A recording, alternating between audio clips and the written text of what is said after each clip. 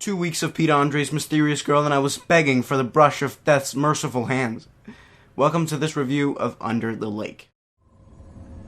I'm very sorry for your loss. I'll do all I can to solve the death of your friend slash family member slash pet. Hey, what's up guys, and welcome to this very late review.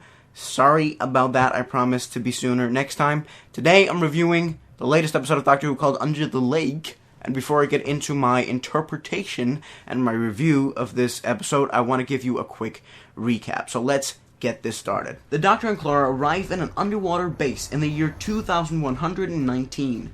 The military team there have discovered an alien spaceship containing ghosts.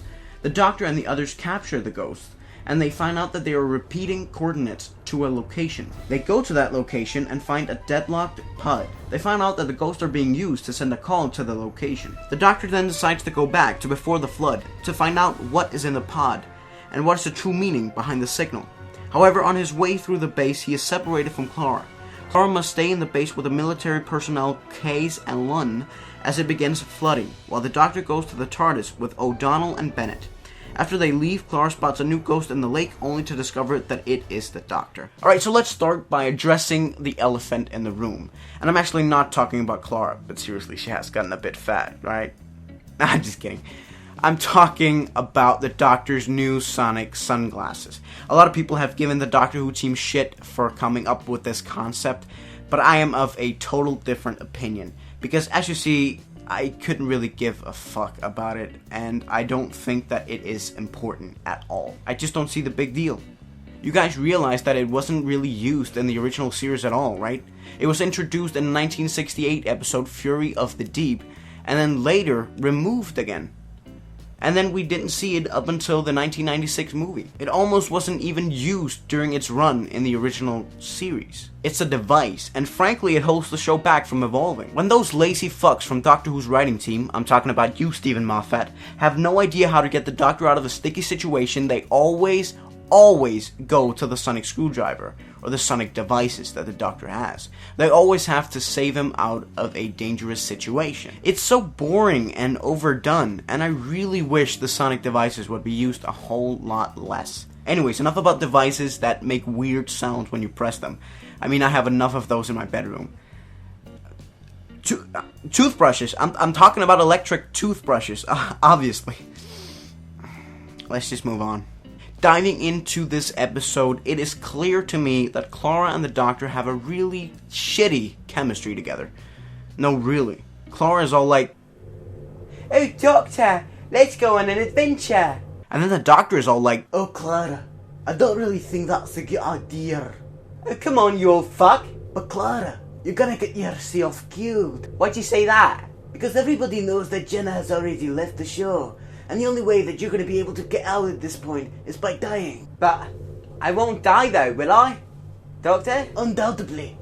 You have grown an attachment to me, as I have grown one to you. And so if you just choose to leave the TARDIS, no one will believe it. So you have to die." That was so hilarious. Who wrote that? Oh yeah, it was me. Anyways, I just feel like the Doctor and Clara's chemistry is off. It seems as though the Doctor is getting a bit bored of Clara, just as well as the rest of us at this point. I mean, he even leaves her hanging. Oh, come on. Don't leave me hanging. But enough about that. Let's talk about how the story evolves. You know, to be honest with you guys, I don't think that this episode should have been a two-parters. I think the two-parters should be reserved for the real drama. The real episodes where a lot of stuff happens all the time. Like the season opener this year. Having a two-parter all happening in one location becomes a bit weak. This is because the writers of the new series are simply not as talented as the writers of the classical series. This was what a lot of the classical series was made up of. One location for 4 to 6 part episodes. But the Doctor Who team today are simply not talented enough to do that. But they try so hard to be, and it just falls flat. The dialogue is not strong enough, and the funny innuendos are either too weak or too overplayed. However, I want to give credit where credit is due, and that is to all the actors involved in this production.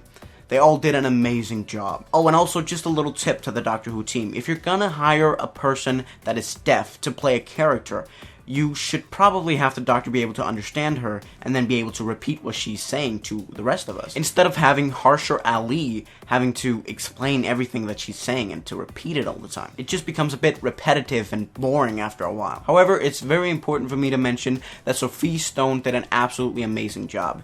She was the woman who played deaf and who is deaf in real life as well. No doubt about it, she really nailed the character. Anyways, let's get on to the rating of this episode. I'm going to give this episode 3 out of 5 TARDISes because, to be honest with you, it lacked a lot of excitement and character development. It was pretty plain all the way through, and it didn't really impress me that much. I think the episode could best be described by the word just You know what I'm saying? Like when you watch something and you think, this is not astoundingly good, but neither is it incredibly bad. It's just meh. However, the second part of this episode is mainly going to be happening around the year 1980, which is where the Doctor goes after traveling back with the TARDIS in this episode. So I really hope that we'll be able to save this two-parter. Alright, I'll see you guys this Sunday or either next Monday for yet another review. Thank you guys so much for watching.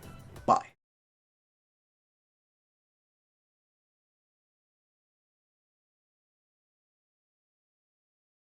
Hey, what's up, you guys? Thank you so much for watching. I just want to say that the reason why I'm so late with this review is because high school have been a hell for the past couple of weeks, but I'm back, and in a couple of days, either Sunday or Monday, I'm going to review the new episode of Doctor Who called Before the Flood, and I look forward to seeing you all then.